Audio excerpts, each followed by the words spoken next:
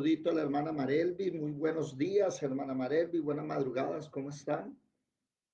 Buenos días, bendiciones a todos. Muy bien, gracias al Señor. Gracias. Ok. Iniciamos 5 de la mañana del 4 de septiembre del 2024. Permítanme a ver si ya estamos transmitiendo. Sí, ya estamos transmitiendo. Bendito sea el Señor. Y estamos estudiando el primer libro de Crónicas. Hoy es el video número 28 del primer libro de Crónicas y vamos exactamente en el capítulo 21, capítulo 21 del primer libro de Crónicas. Estamos estudiando que el rey David está viendo cómo su sueño, su deseo, cómo lo que le costó trabajo, como lo que él sufrió, el mismo Dios lo está destruyendo. Por decisiones que tomó. Decisiones, ¿cómo lo decimos? Apresuradas, emocionales. Y esto es muy interesante analizarlo, porque pareciese que como Dios lo llamó, lo formó, lo capacitó, le proveyó y lo envió, entonces podríamos decir que sucede lo de Walt Disney. ¿Saben cómo terminan todas las películas de Walt Disney, verdad? Y ese es un error que nos enseñaron desde niño y vivieron felices por siempre. Muchas personas piensan que se casan y son felices por siempre. Eh, qué idea más equivocada, ¿verdad? Y David está viendo cómo su ciudad, Jerusalén, cómo el monte de Sión está siendo desparramado. Está siendo castigado por la misma presencia de un personaje importantísimo. Ayer alguien me decía, David nunca había visto que el ángel de Jehová o el príncipe de los ejércitos de Jehová es Jesús en el Antiguo Testamento. Y está el mismo Hijo de Dios suspendido en el aire y David lo ve con su espada desenvainada matando gente en Jerusalén. Y el mismo David dice, no, pare ya no más. No fueron ellos, fui yo. Y estamos analizando eso. Que muchos de nosotros, y si hay alguien que me está escuchando, haya tomado alguna decisión y todo lo que está haciendo se le cae, déjeme decirle que hoy hay respuesta para su vida. Muchos de nosotros hemos hecho el trabajo con las manos que nos ha costado, pero sea la verdad dicha, después venimos con los pies y lo destruimos. Y hoy Dios quiere hablarnos a esas personas de cómo no se nos puede olvidar que primero es Él. Que la mujer, los hijos, el negocio están después de Dios. Tenemos, por ejemplo, la historia de un hombre llamado Abraham, que si usted lee en el capítulo 12 de Génesis, váyase rápidamente para allá. Génesis capítulo 12. Dios le había dicho a Abraham, vete de tu tierra y de tu parentela. Noten algo interesante en el capítulo 12. Pero Jehová había dicho a Abraham, ¿eso qué quiere decir? Que ya se lo había dicho, pero Abraham no había salido. ¿Por qué? Porque Abraham se había llevado a su papá y a su familia. Y cuando su papá muere, Dios le repite otra vez a Abraham, vete de esa tierra, vete de tu parentela, vete de la casa de tu padre. Tres cosas. Y Abraham se fue de la tierra, pero no dejó la parentela. No dejó la casa de su padre, murió su papá. Y cuando su papá fue, empezó a andar. Pero se llevó al otro. Entonces, nótese que en el capítulo 12, en el versículo 2 y 3, Dios le habla, ¿sí? A Lot. Pero el versículo 4, ¿qué dice? Se fue Abraham, como Jehová le había dicho, y Lot fue con él. Y noten ustedes que el capítulo 13 se separa Lot de Abraham. Y cuando Lot se separa de Abraham, otra vez Dios le vuelve a hablar en el capítulo 15. Mientras Abraham estuvo con Lot, Dios no le habló. Dígame, Ramoncho, cuéntame.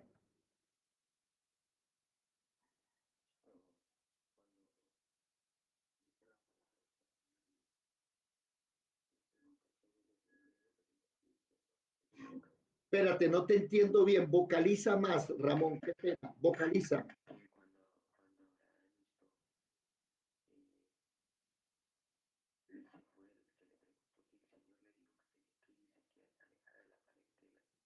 Sí. Es que esa es la palabra. Aléjate de la casa de tu padre. Es que hay una premisa. La premisa, ¿cuál es? Dejará el hombre a su papá y a su mamá y se van a unir a su mujer y tendrán su propia casita. Y nosotros muchos cometemos el error de vivir en la casa del papá y la mamá con la mujer o viceversa. Vivir en la casa de los suegros con la mujer. Error. Error. Entonces empiezas tú a edificar y cómo se te da cuenta que después, por no haber edificado como Dios dijo, trompa al suelo, vuelve y comienza. ¿Se dan cuenta? Entonces, Dios después, ustedes váyanse más adelantico, Dios le promete un hijo a Abraham, porque Abraham le dice, bueno, tú me vas a bendecir, pero ¿qué hacemos? No, yo te voy a dar un hijo que va a salir de ti. Y otra vez Abraham volvió y la embarró. ¿Por qué? Se puso a escuchar a la esposa. Y la esposa le dice, bueno, yo ya estoy vieja, llegue hacia la concubina. Y tuvieron un niño llamado Ismael, que hoy, 4000 años después de historia, sigue dándole plomo a la descendencia de Abraham. Y se matan entre ellos. Ahora, en el capítulo 18, Dios le dice a Abraham, Abraham, no es que así no era, es que tú no estás edificando como yo quiero. Es que yo te voy a dar un hijo tuyo, pero de Sara, no con la amante. ¿Se dan cuenta? Así está. Nosotros aquí estamos viendo a través de las escrituras que hay hombres de Dios que como todos edifican mal y Dios le tiene que echar abajo todo lo que hizo y vuelve y comienza. Ramón, volviste a levantar la mano, cuéntame.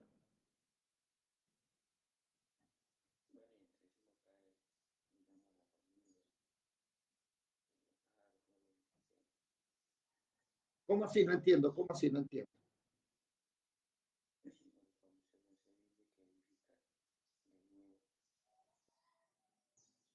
Pues eso no quiere decir que te tengas que buscar un... Eso no quiere decir...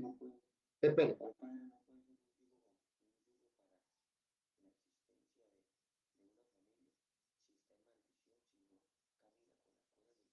Sí, señor, claro. Es que si en la casa, el hogar no camina con Cristo, pues obviamente va a haber maldiciones en el hogar por montones.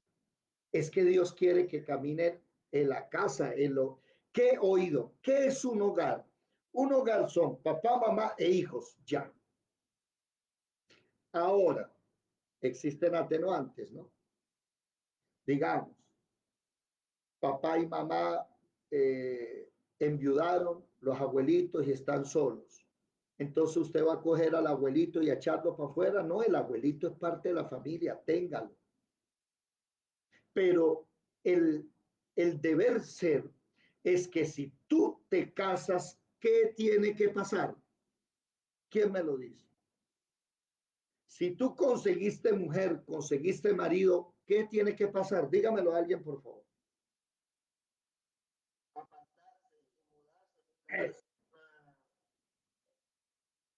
Busca su rancho. Dice que el que se casa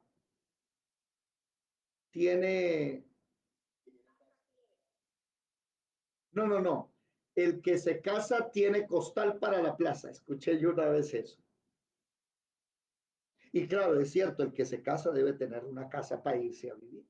En el tiempo antiguo no había arrendamientos, sino que papá había trabajado y le decía a papá, bueno, ahí hay una parcera, ese pedazo va a ser suyo, váyase para, y no era pegadito, ¿no? Allá lejitos, haga su familia. Pero volviendo al tema, usted puede analizar que los grandes hombres de Dios también cometieron errores. Eso es lo primero que usted tiene que entender. Y mire, nos tenemos que alejar de ese evangelio mentiroso de hoy, donde ya todo el mundo es inmaculado, santo santorum, mejor dicho, por poquito y le ponen la aureola y las alitas. Y entonces tenemos hoy un evangelio que se los digo con respeto.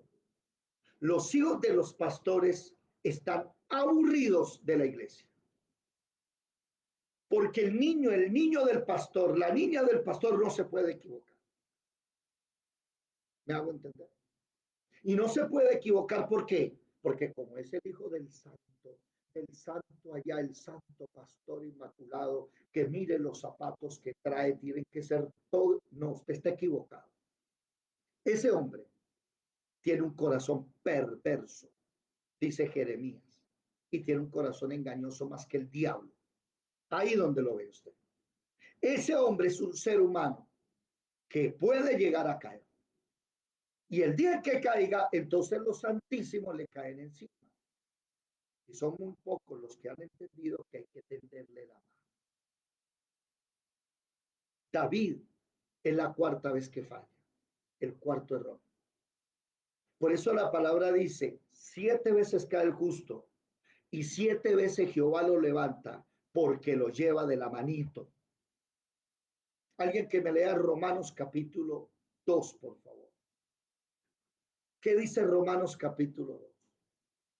Encontramos aquí un David que se cayó y se cayó feo porque el enemigo lo está tentando. David no está obedeciendo a Dios. David está obedeciendo al mismísimo Satanás. Romanos 2. ¿Qué dice?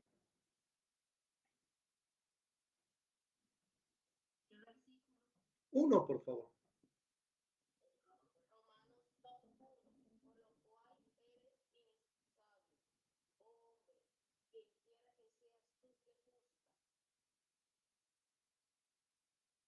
Siga, siga, por favor.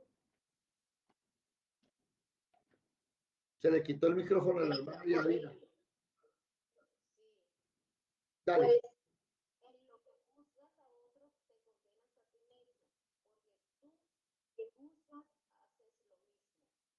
Interesante. ¿Quién eres tú que juzgas? Ah, es que el pastor cayó en, póngale el nombre que quiera. Y es que el pastor cayó en adulterio. Y eso es problema entre la mujer y él. No se meta. Pero ¿cómo? ¿Cómo va a caer? ¿Y acaso no es un ser humano? Entonces está bien, no. Es que tú no juzgas. ¿Por qué? Porque si tú juzgas, tú eres condenado también. Y aquí no podemos juzgar a David. Mire, los ateos les gusta este texto, porque como David está obedeciendo al diablo, porque el texto dice, pero Satanás se levantó contra Israel e incitó a David a que hiciese censo de Israel. David, el hombre del corazón de Jehová, ese es el corazón de Dios. Y usted ve un ateo hablando de esto, ay, los ateos les encanta predicar de eso. Y cuando yo debato con ateos, les digo, oiga, usted me está hablando a mí de que Dios no existe con las herramientas que Dios nos dio para probar su existencia. Utilice una herramienta que no sea esta. Muéstreme una herramienta. No tiene. Entonces David la está embarrando. Y como David la embarró feo, Dios vino a destruir la ciudad de David. Dice el versículo 15, envió Jehová al ángel a Jerusalén para destruirla y la estaba destruyendo, ¿cierto? Entonces el ángel de Jehová, y le dice, perdón, y Jehová le dice al ángel, quédese ahí quieto, sí, basta ya, no castigue más. Entonces en el versículo 16 David alza los ojos y ve al ángel de Jehová, que es el mismo Jesús antes de haber nacido, antes de convertirse en carne. Ve al ángel de Jehová suspendido en el aire con su espada desenvainada. ¿Y qué dice David? Dice, se postraron ante sus rostros. Mire lo que dice el versículo 16. Se postraron, se humillaron. Y David dijo, ¿no soy yo el que hizo contar el pueblo? Yo mismo soy el que pequé y ciertamente he hecho mal, pero estas ovejas que han hecho, Jehová Dios mío, sea ahora tu mano contra mí y contra la casa de mi padre, y no venga la peste sobre tu pueblo. Ayer terminamos ahí. Y ayer terminamos que David es un dirigente que dice, yo me equivoqué, yo pago. Nuestros dirigentes se equivocan y hacen que otros paguen. Interesante. Sigamos leyendo. Alguien que me ayude, por favor, desde el versículo 17 en adelante. Primero de Crónicas, capítulo 21. Vamos a seguir leyendo, versículo 17 en adelante. ¿Qué dice? Primera de Crónicas 21:17. Y dijo David a Dios, ¿no soy yo el que hizo contar el pueblo? Yo mismo soy el que pequé, y ciertamente he hecho mal. Pero estas ovejas, ¿qué han hecho? Jehová Dios mío, sea ahora tu mano contra mí y contra la casa de mi padre, y no venga la peste sobre tu pueblo. Y el ángel de Jehová ordenó a Gad que dijese a David que subiese y construyese un altar a Jehová en la era de Ornán Jebuseo. Entonces David subió conforme a la palabra que Gad le había dicho en nombre de Jehová. Y volviéndose Ornán, dio al ángel por lo que se escondieron 4 hijos suyos que con él estaban, y Ornán trillaba el trigo. Y viniendo David a Ornán, miró Ornán y vio a David, y saliendo de la era se postró en tierra ante David. Entonces dijo David a Ornán, dame este lugar de la era, para que edifique un altar a Jehová. Dámelo por su cabal precio, para que cese la mortandad en el pueblo. Y Ornán respondió a David, tómala para ti, y haga mi señor el rey lo que Hasta ahí. dijere. Vamos Y a aún analizar. después, Vamos a analizar hasta ahí un momentico, por favor. Qué pena con usted. Sí. Y una de las cosas que quiero que vean y analicen es el corazón de David. Aquí vamos a ver el por qué oído, la razón de por qué está la profecía para los últimos tiempos. La di ver. ¿Por qué la profecía para los últimos tiempos? ¿Cuál? Amós capítulo 9, versículo 11 y 12, que Dios iba a restaurar el tabernáculo de David. Aquí lo vamos a ver el por qué, la razón. Y después los apóstoles en Hechos capítulo 15 retoman esa profecía y en el versículo 16 al 18 dicen, es que Dios está restaurando el tabernáculo de David que está caído. ¿El por qué? Porque lo primero que David le dice a Dios es, ¿sabe algo? Yo pequé, castígueme a mí, no castigue a los otros. Aquí es donde hay una canción que voy a aprovechar un momentico para cantarla, ¿sí? Una canción que hemos venido cantando así últimamente, ¿sí? Que es de los hijos del rey, se llama Defiéndome. Y es una canción que así como David cometió ese error, en este instante lo dice. Hoy he venido a confesar con mis labios que no merezco todo lo que me has dado, que no merezco seguir siendo hijo tuyo, que en mis rodillas ha quedado el orgullo y la arrogancia se ha acabado llorando. Hoy he venido para que juzgues mi vida. Yo soy culpable y el dolor me lastima. Yo fui quien le abrí las ventanas al mundo. Yo fui el que me alejé del camino tuyo. Yo he pecado y me he hecho a mí mismo una herida.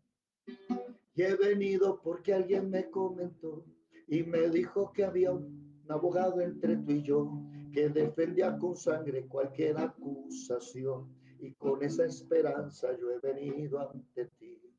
Y ahora invoco el nombre de ese mediador que defienda mi causa y que abogue ante ti, que diga que pequé pero ya me arrepentí, y por medio de él me puedas dar el perdón.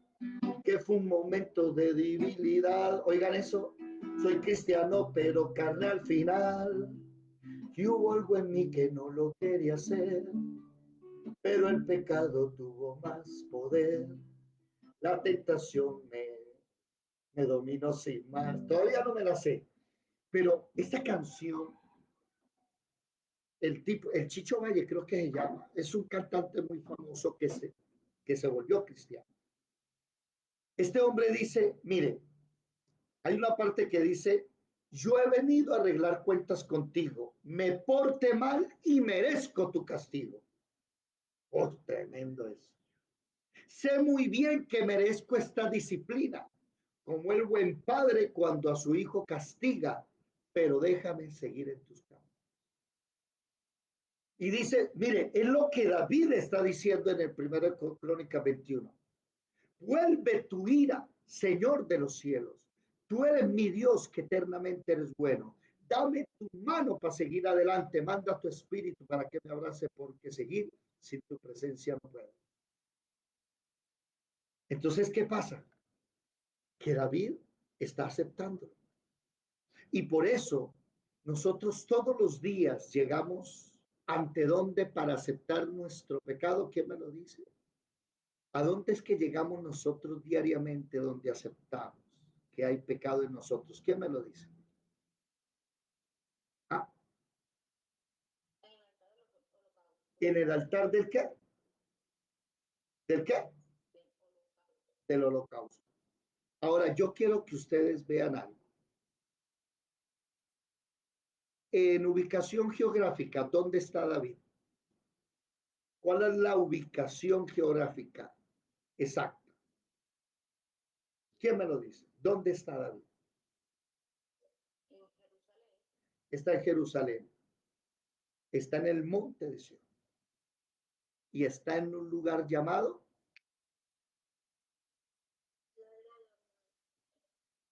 Sí, le faltó mi hermana, dígamelo completo. Sí, pero le faltó, le falta algo. ¿Qué le falta ahí? Eso. No se le olvide esa parte, porque ese Jebuseo, ¿qué significa? Es que aquí es donde vamos a entender por qué Dios va a restaurar el tabernáculo de David. Cuando la palabra dice en la era de Hernán el Jebuseo, ¿qué quiere decir? ¿Quién me lo dice? A ver, alguien que le ilumine el Espíritu Santo y le dé esa revelación. Los jebuseos eran enemigos de Jerusalén, de David, pero ¿por qué Hernán está ahí? Porque David había tenido misericordia de un enemigo. Él ya había sacado a los enemigos, pero lo que pasa es que dentro de los enemigos en la guerra hay gente que está de acuerdo con lo que tú haces, y David lo dejó ahí. Y en ese lugar, ¿saben qué sucedió? En ese lugar es la primera vez que David ve al ángel de Jehová. En ese lugar de misericordia, en ese lugar donde tú tienes misericordia con tu mujer. Por eso oras por tu mujer, aunque te dé mala vida tu marido, te arrodillas en ese lugar donde está el altar del holocausto. Póngale cuidado a esto, póngale cuidado. Lo que pasa es que aquí hay muchas cosas que quiero decir, pero no quiero embotarlos. Un lugar de misericordia, póngale cuidado. Lea el versículo 28, por favor, en adelante. ¿Qué dijo? ¿Qué pasó? 28 al 30.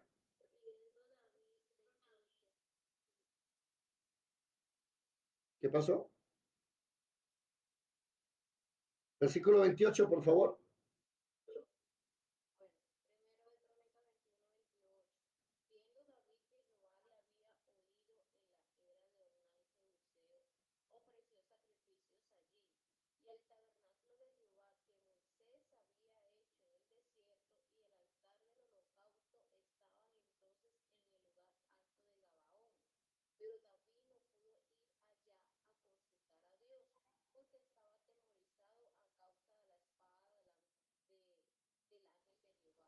Y Y dijo David, aquí estará la casa de Jehová Dios, y aquí el altar del holocausto se, para se dieron cuenta, que David ve al ángel de Jehová matando. David le dice a Dios, yo fui el que pequé, júzgame a mí. Y Dios le dice, sacrifica acá. Pero había un problema. ¿Cuál? No está el altar del holocausto para hacer sacrificios por el pecado ahí. Entonces, ¿qué dice David? ¿Usted quiere que yo sacrifique aquí? Sí. Primero, le compró la era a Ornán. El versículo 24, ¿qué dice? No, versículo 22, 21, léalo por favor en adelante. ¿Qué dice? Y viniendo David a Ornán, miró Ornán y vio a David, y saliendo de la era se postró en tierra ante David.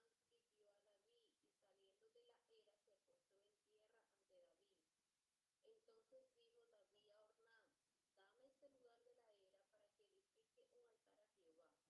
Dámelo por tu cabal precio, para que cese la mortandad en el pueblo. Y Ornán respondió a David, tómala para ti, y haga mi señor el rey lo que bien le parezca. Y aún los bueyes daré para el holocausto, y los trillos para leña, y trigo para la ofrenda. Yo lo doy todo.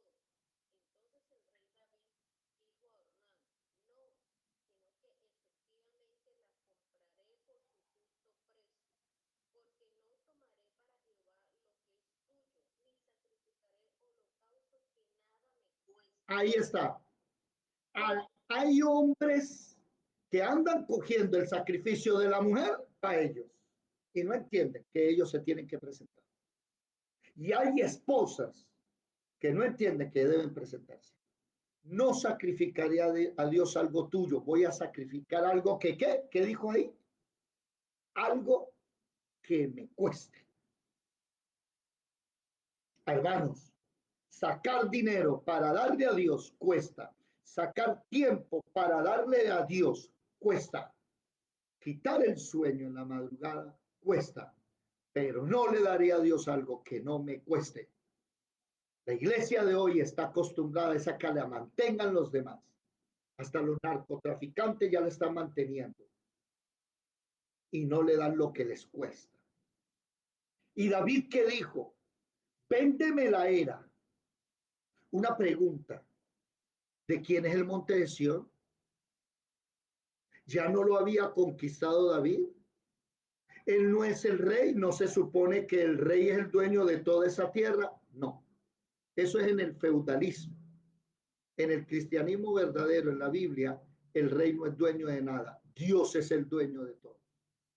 Y David le podría haber dicho a Ornán el Jebuseo lo que le dijo a los jebuseos anteriores en el capítulo 15.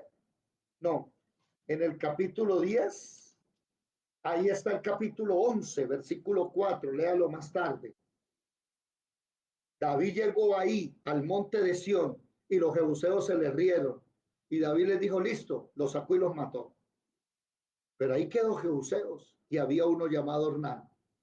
Y David hubiese podido decir, esa tierra es mía, salte de aquí, vete. Es más, hasta Ornán le dice, Señor, ¿sí?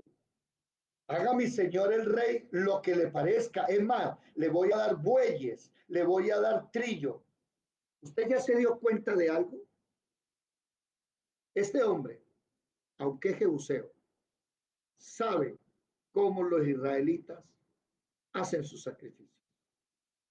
¿Se da cuenta? Ese hombre conoce a Israel. Por eso es que les digo que David tiene misericordia de ese hombre y no lo echa. Dios tuvo misericordia de Ruth, una maldita por venir de los moabitas. Dios tuvo misericordia de Rahab, una maldita por ser ramera y por ser de Jericó, ciudad que Dios dijo que le iba a destruir. Dios tuvo misericordia de mucha gente y Dios va a tener misericordia de nosotros, solo si nosotros aprendemos a darle a Dios cosas que nos cuesten. Y David le dijo, no, señor. David le dijo lo mismo de Abraham. ¿Se acuerdan de Abraham cuando llegó y cogió a Lot y lo libertó de sus enemigos y derrotó a los 4 reyes del oriente y se devolvió con todo el botín y salió el rey de Sodoma? Eso está en Génesis 14.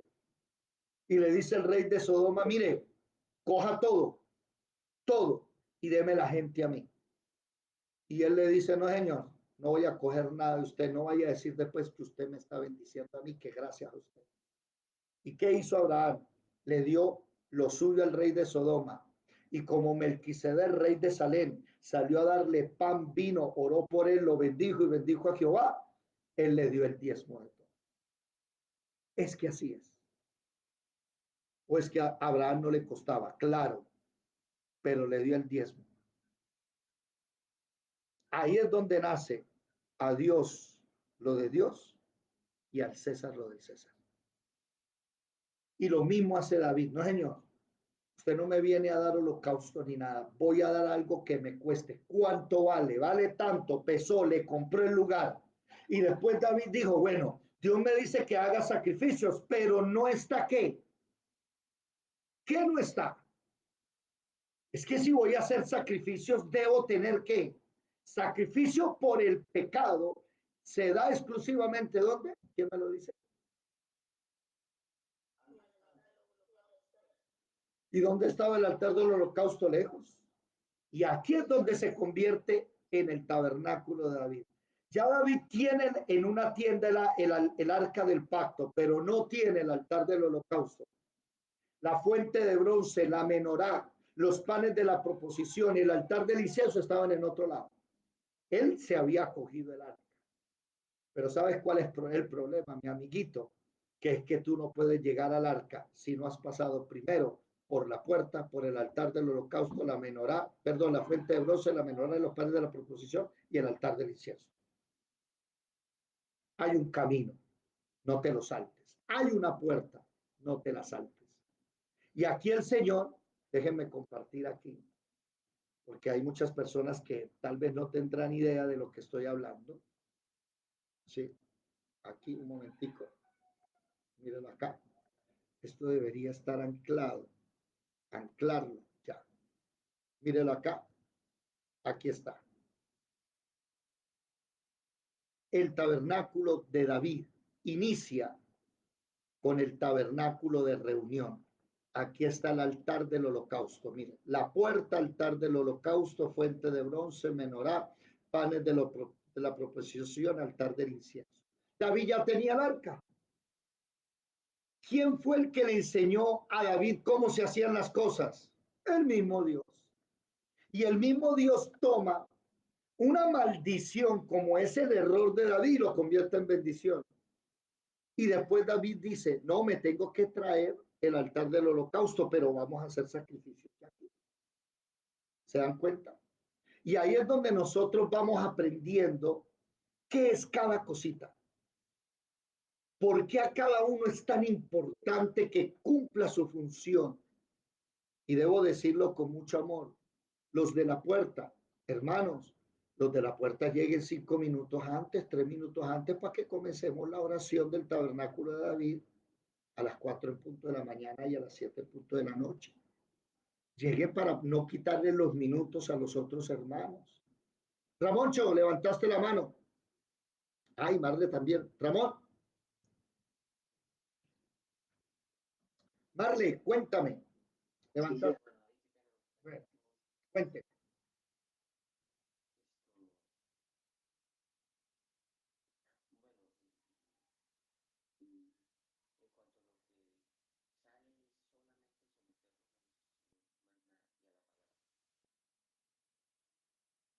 Sí, es hacer lo que dice él.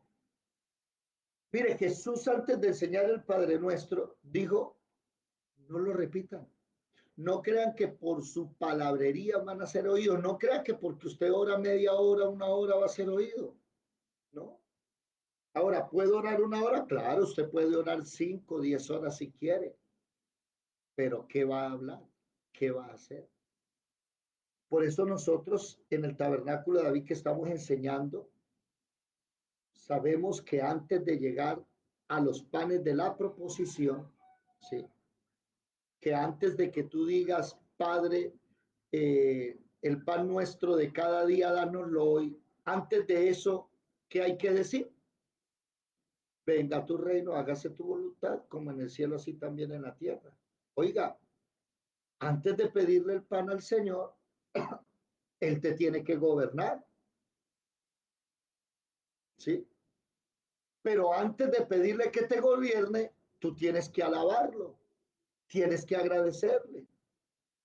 Por eso hay gente que ora, no sabe orar, entonces Dios no le responde. ¿Por qué? Dice Santiago capítulo 4, versículo 3.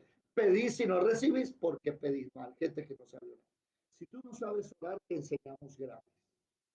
Venga que aquí esto es gratis. Escríbame, le enseñamos a orar gratis. Se mete en el tabernáculo de David para que lo empiece a hacer también. Y restaure el tabernáculo de David, que no es en un lugar específico. Porque mire que Dios tenía el tabernáculo a un lado y lo llevó para otro. El tabernáculo de David es en tu casa, en tu hogar, en tu corazón, en tu vida. Y para donde tú vayas, el tabernáculo va. Marle, levantaste la mano, Remonchito, baja la mano si eres tan amable. Marlecita, ¿tiene la mano levantada? Cuéntame.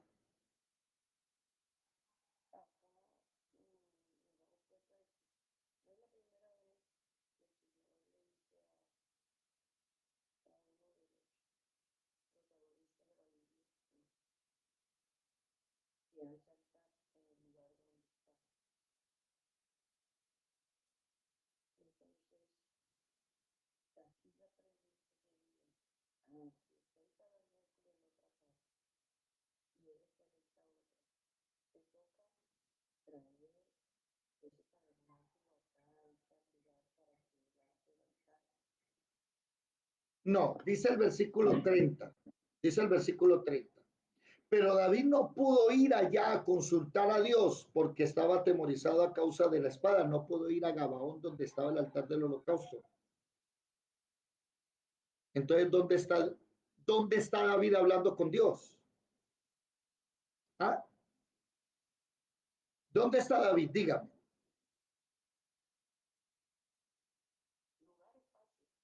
Sí, geográficamente, ¿dónde está David? Entonces David entendió que él ahí tenía que hacer sacrificios, aunque el altar del holocausto estuviera lejos.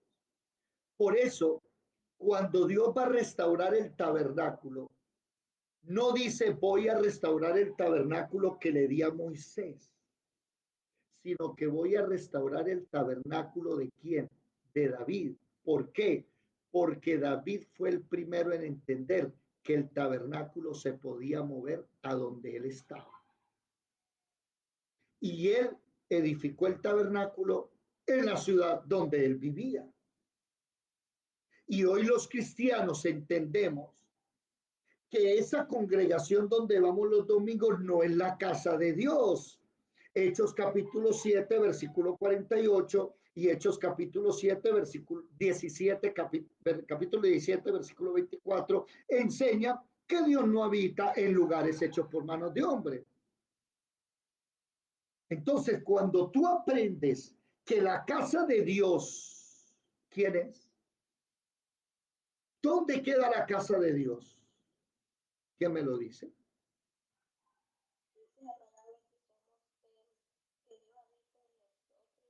Ah, entonces, Marlene Muriel, Marlecita, ¿dónde hay que edificar el tabernáculo de la vida? Ay, Dios mío, Haití. Entonces, mi trabajo como siervo de Dios es meter el tabernáculo dentro de ti, enseñártelo. Y voy a decir algo con mucho respeto a todos ustedes. Yo estoy aquí. Escúchenme lo que voy a decir y no lo que no voy a decir, ¿oyeron? Escúchenme lo que voy a decir, no lo que no voy a decir. Yo estoy aquí para que usted aprenda a vivir en el tabernáculo de David. Y si a mí me toca ser molesto, cansón, llamarlo a las 4 de la mañana, y si usted se siente incómodo, perdóneme lo que le voy a decir, lo voy a seguir haciendo. Mi trabajo no es ser amigo de ustedes, aunque podemos ser amigos. Mi trabajo no es que usted me ame.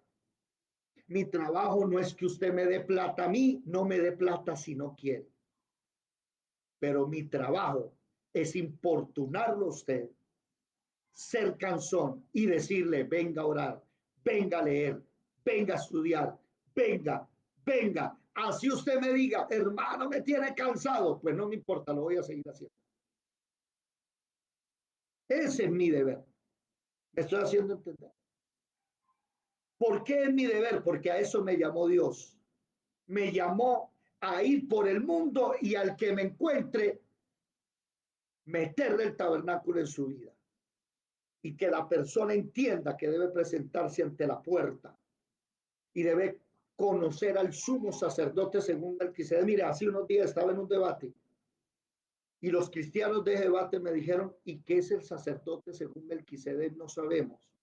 Y les dije, ustedes siendo cristianos no saben cuál es la diferencia del pacto antiguo al pacto nuevo. Por eso es que ustedes todavía viven en el pacto antiguo. No conocen a Jesucristo, el sumo sacerdote, según el orden de Melquisedec. No lo conocen. Mi trabajo es ese. Mi trabajo es que usted monte el altar del holocausto en su vida. Mi trabajo es que usted tenga la fuente de bronce. Mi trabajo es que usted conozca la menorá. Mi trabajo es que usted edifique los pares de la proposición. Mi trabajo es que usted tenga un altar del incienso. Y el trabajo de Dios es que el arca del pacto llegue a su vida. Y si me toca ser cansón, y si usted me trata mal, yo me lo voy a aguantar. Créame, tráteme mal, todo lo que quiera. Lo digo porque me han tratado mal. Y me han dicho que soy un cansónico, no, eso me tiene eso en una noche me dijeron 50 cosas diferentes, no importa, lo voy a hacer. Voy a seguir haciéndolo, porque es mi deber. Y cuando lleguemos arriba al cielo, el Señor me dirá, buen siervo fiel, en lo poco fuiste fiel, en lo mucho te pondré. El mes pasado, julio, y este mes he entendido que a eso me llamó Dios, a reedificar el tabernáculo de David en todas las vidas. Por eso todo lo que estoy haciendo y hasta mi dinero, mis diezmos están puestos para eso, para poder llevar la palabra a otras personas. Y hay cosas que no les he contado, estamos inventando cosas, estamos inventando cositas para poder llevar eso. Y aquí entendemos entonces por qué Amós capítulo 9, versículo 11 y 12, mire, dice Dios, voy a reedificar el tabernáculo. ¿Hay el de Moisés? No. Entonces, el de David. ¿Qué hizo David? Se llevó el tabernáculo completo. ¿Para dónde? Para su ciudad. Mire, lean el versículo, el capítulo 15, no, capítulo 15 no. Ah, sí, capítulo 15, versículo 1. ¿Qué dice? 15:1. ¿Qué dice? Capítulo 15:1 de Primero Crónicas. Sí, señor. Hizo David también casas, sí, en la ciudad de David, y arregló un lugar para el arca de Dios y le levantó una tienda. Ajá. Y ese día se trajo el arca. Ya David, ¿qué tenía? Tenía el arca. Y David estaba contento porque tenía el arca. Algunos de ustedes me dirán, hermano, yo ya tengo el arca. Si usted tiene el Espíritu Santo, ya usted tiene el arca. Si usted es salvo, ya tiene el arca. Ya lo tiene. Ahora, ¿cuál es el problema? Que David no tenía el resto. Ese es el problema.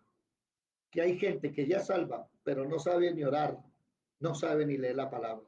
Yo fui llamado a eso, a enseñarle, gratis. ¿Me hago entender? Usted ya tiene el altar del holocausto en su vida. Y hay cristianos que me dicen, ¿y eso qué es, hermano? ¿Y para qué es? Mire, se los digo, ayer una cristiana de más de 50 años de ministerio me sorprendió, me dijo, no tengo ni idea qué es el altar del holocausto que usted está hablando. Enséñame.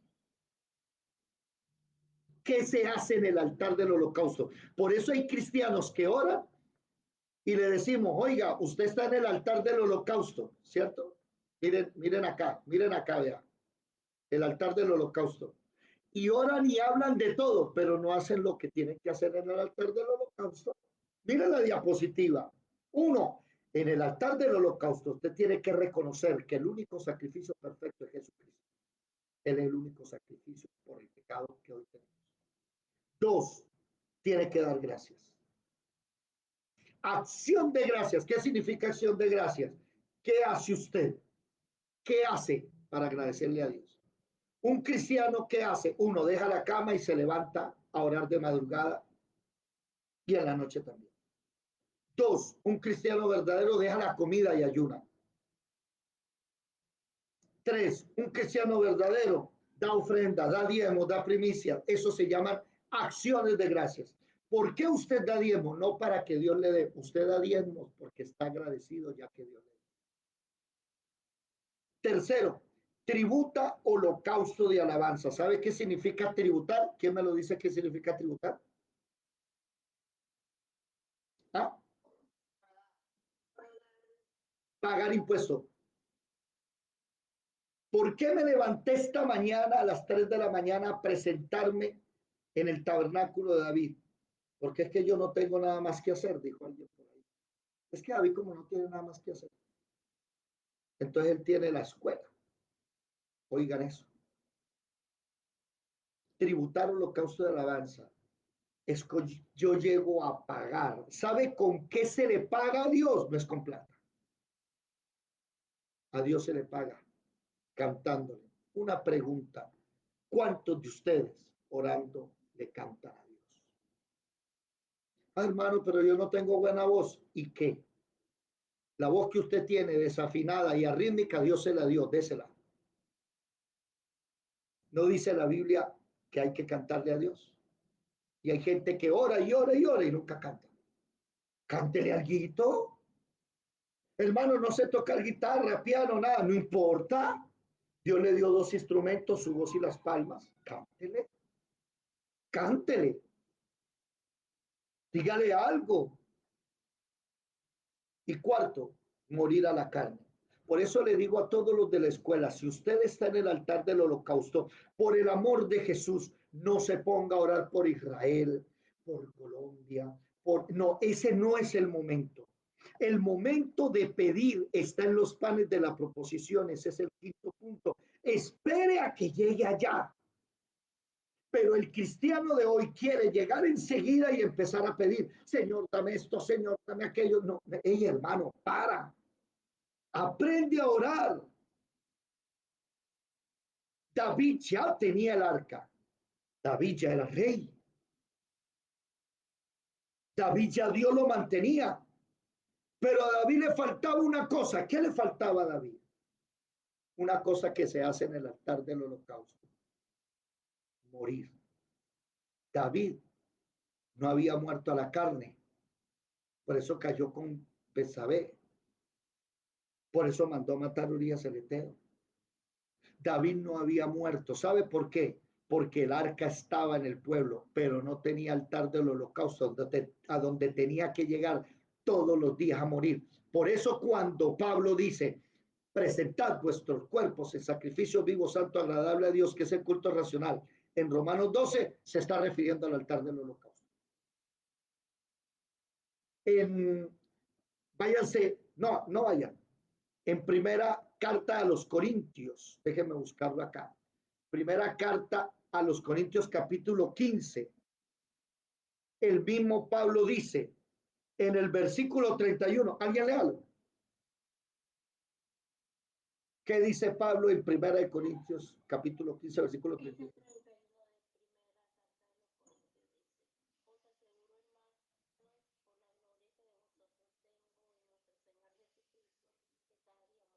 ¿Que cada día qué? Cada día llego al altar del holocausto a morir. Hermano, si usted está en el altar del holocausto, no se ponga a hacer otra cosa que no sea la función de ahí. Estamos entrenando. Hermanos, ¿cuándo es que usted va a sacar un demonio de una persona por fin? ¿Cuándo el Señor lo va a utilizar a usted? Cuando hay gente que quiere que Dios, dame unción, y no saben ni siquiera cómo se consigue esa unción. No ayunan ni 3 días siquiera. Y la unción se consigue es orando de rodillas en la madrugada, en la noche, ayunando. ¿Cuántos ya están listos para el 12, 13 y 14 de octubre? Vienen los 3 días de ayuno. Ay, hermano, es que siempre va a haber una excusa, ¿no? Siempre. Ya va siendo hora de que ayunes. Eres un predicador, eres una predicadora y nunca has ayunado 3 días, ¿eh? No, una vez por allá en los años de Jupa. Caballero, eso es 2, 3 veces al año. Los apóstoles ayunaban todos los meses, a cada rato. Entonces, ¿cómo queremos que llegue la unción si no pagamos el precio, no damos algo que nos cueste? Ya se están entendiendo por qué el tabernáculo de David para Dios es importante. Voy a restaurar el tabernáculo de David, dice que está caído, lo dice Amós capítulo 9, versículo 11 y 12, y lo dice Hechos capítulo 15, versículo 16 al 18. Dios quiere que tú tengas tu tabernáculo. La pregunta, ¿ya tienes tu tabernáculo en tu vida? ¿Ya tú estás haciendo el tabernáculo de David? Note algo, mire. Ornán el Jebuseo tenía unos hijos. ¿Qué hicieron los hijos? ¿Qué hicieron los hijos de Ornán? Léalo en el versículo 20. ¿Qué hicieron?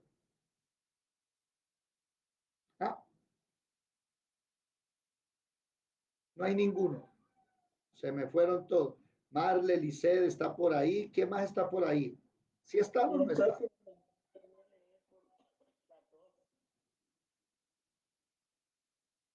¿Qué hizo? Alguien que me diga, Lisset. Ramoncho está por ahí o se me fue Carlitos. No, hermana. ¿Qué hicieron los hijos de Ornán el Jebuseo? Oiga, ¿pueden prender las cámaras? Prendan las cámaras, esta escuela, Dios mío. Ay, sí.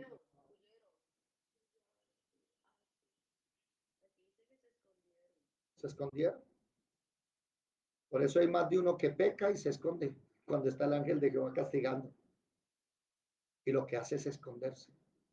Cuando lo que tú tienes que hacer cuando peques, cuando caigas y Dios te castigue, es arrodíllate, dóblate, humíllate ante Él, dóblate. Ornán, ¿qué hizo? Se arrodilló, se postró. ¿Qué está haciendo David? David se postra. Y aquí es donde entendemos el tabernáculo de David. El tabernáculo de David es para que tú llegues y te arrodilles y puedas llegar a ese altar de bronce donde se hacía todos los días, había sacrificios por el pecado ahí. Oído, hay algo que se llama Yom Kippur, ¿no? El día de la expiación, Números capítulo 16. Ese se hacía una vez al año. Y se mataba un animal ahí en el altar del holocausto y la sangre se derramaba también en el altar del incienso y en el arca del pacto. Todo se limpiaba con esa sangre, hasta los velos. Eso era una vez al año. Ese sacrificio ya lo hizo Jesús para siempre, no hay que volverlo a hacer. Y entonces, pero el pueblo todos los días llegaba y traía sacrificios por sus pecados individuales. Y ahí es donde tú tienes que llegar todos los días, no a presentar ofrenda por el sacrificio, por el pecado, porque ya Jesús lo dijo, pero sí tienes que llegar a morir todos los días a tu carne. David andaba carnal, por eso se puso a hacer el censo, andaba de vanaglorioso, andaba carnal. ¿Por qué andaba carnal? Porque no tenía un altar del holocausto para como Pablo todos los días muero. Y Pablo en Romanos 12 le ruega a los cristianos, hey, preséntate todos los días ante el Señor. ¿Qué es lo más difícil en la iglesia? Que los cristianos aprendan que no se busca a Dios solo los domingos, sino el lunes, martes, miércoles, jueves, viernes y sábado, porque Dios es un Dios de todos los días. Eso es lo más difícil. Y Dios nos llama a eso. Por eso esta escuela no pertenece a una congregación en sí. Aquí puede venir cualquier persona que haya nacido de nuevo. Si usted ya nació de nuevo, puede venir a esta escuela. No me interesa si es de Monte de Sion, no me interesa si es de Fuente de Vida, no me interesa si es de PAI, no me interesa si es de Asamblea. No, a mí no me importa eso. Porque aquí no estamos formando una iglesia, bueno, eso no es iglesia, una congregación de esas, no. Aquí estamos enseñándole a la gente a leer la Biblia y orar para que tengan su propio tabernáculo de la vida en su vida. ¿Para qué me voy a poner a arrendar un local y meter gente para tener culto los domingos? ¿Para qué?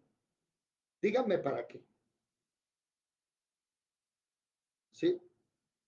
Si aquí tenemos reuniones diarias, todas las mañanas y todas las noches. Amén. ¿Para qué? Mi trabajo es todos los días decirle, hey, mañana jueves,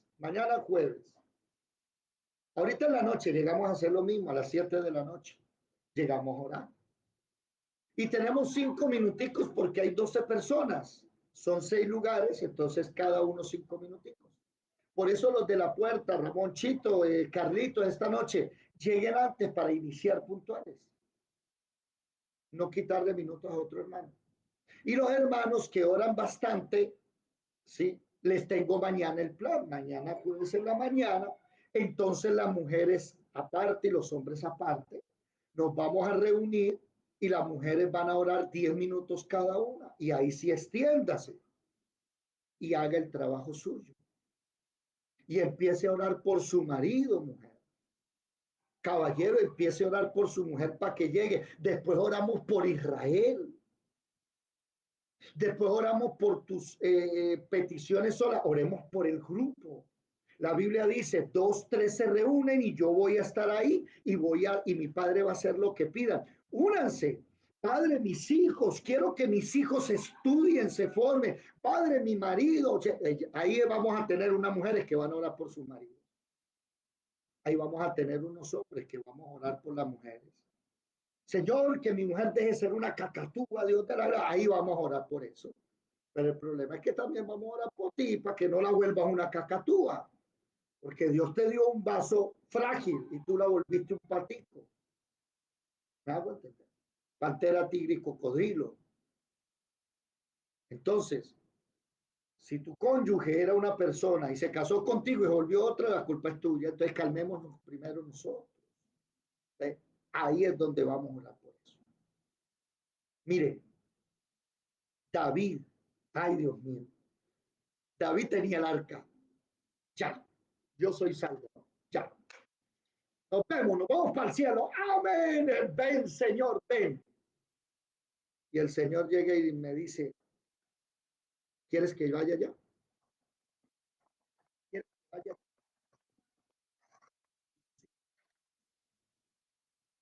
¿Y tus hijos qué? ¿Entiendes?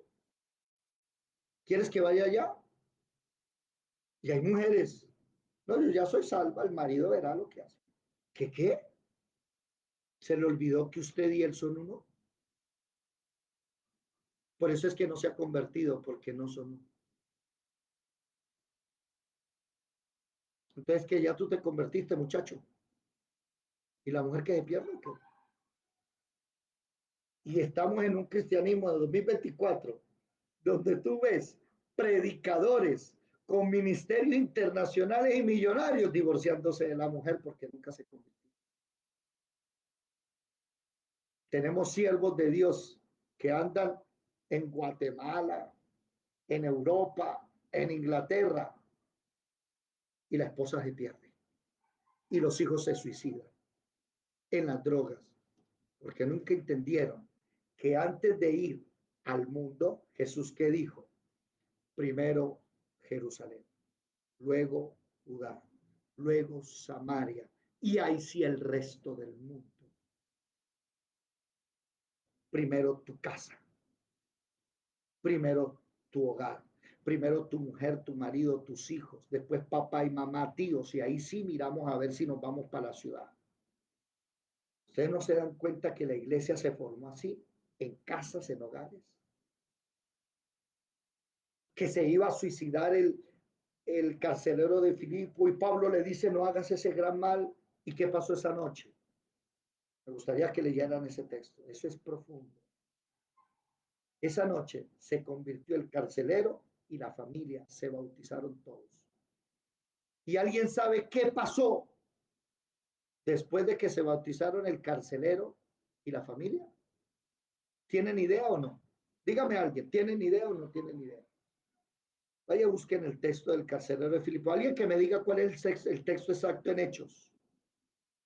Ah, búsquelo, vamos a terminar con esto. Hechos. Carcelero de Filipos, ¿dónde está? A ver, busco aquí. Biblia, el carcelero de Filipos. Eso está en Hechos 16:25. Busquen Hechos 16:25 y vean una cosa interesantísima.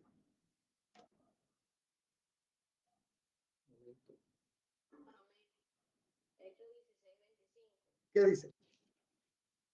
Pero a medianoche orando Pablo y Silas cantaban himnos a Dios y los presos los oían. Entonces 28. vino de repente Un momentico. Hubo un terremoto, ¿sí? Se cayó la cárcel. Y el carcelero pensó, versículo 27, que todos habían huido. Versículo 28, Pablo le dijo, espérate, no hagas ese gran mal, no te hagas daño. Versículo 30, ¿sí? Le dijo el carcelero, ¿qué debo hacer para ser salvo?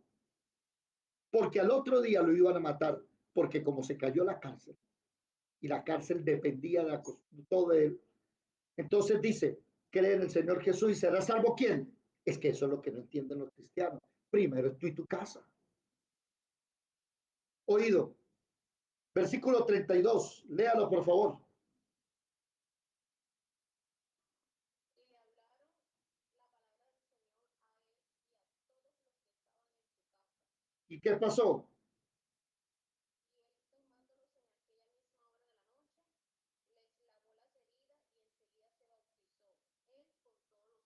¿Se da cuenta usted que Pablo va a la casa, la gente se convierte y ahí sí Pablo le lavan las heridas?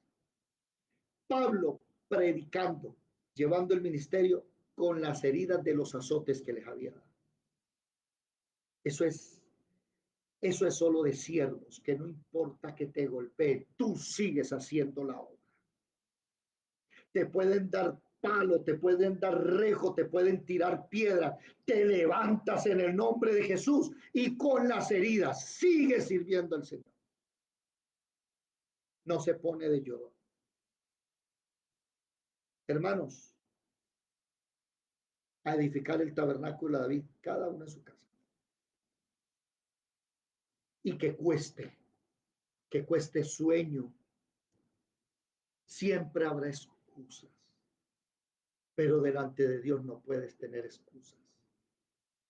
Los espero esta noche, mañana. El enemigo no duerme. Los que quieran aprender del tabernáculo, escríbanme. Gratis les enseñamos. Primero se forman grupos de oración y de estudio. Una pregunta a ustedes que llevan 4, 2 años, un año mínimo conmigo.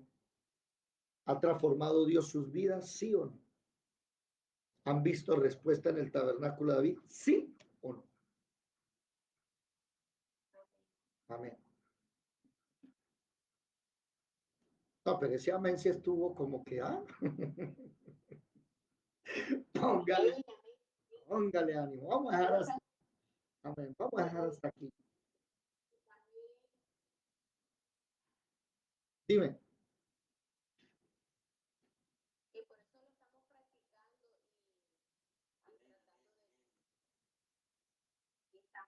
Ay, mírelo tan bello como lo tiene, ordenadito.